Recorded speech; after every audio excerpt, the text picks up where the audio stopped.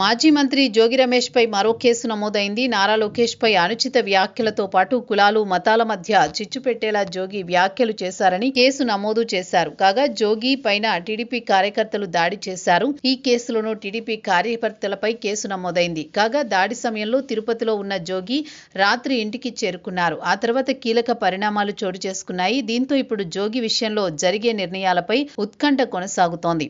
మాజీ మంత్రి జోగి రమేష్ పైన మరో కేసు రిజిస్టర్ అయింది. మంత్రి నారా లోకేష్ పై అనుచిత వ్యాఖ్యలతో పాటు కులాల మతాల మధ్య చిచ్చు పెట్టేలా జోగి రమేష్ వ్యాఖ్యలు చేశారని కేసు నమోదు చేశారు.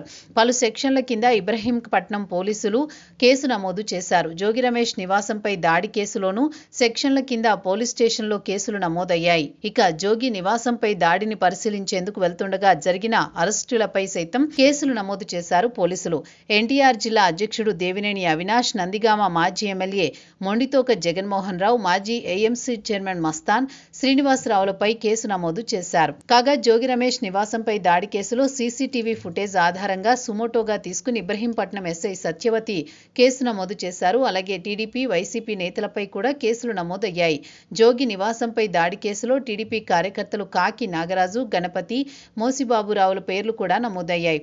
తిరుపతి నుంచి తిరిగి నివాసానికి చేరుకున్న జోగి వైసీపీ నేత మొండితోక జగన్మోహన్ రావును కలిశారు.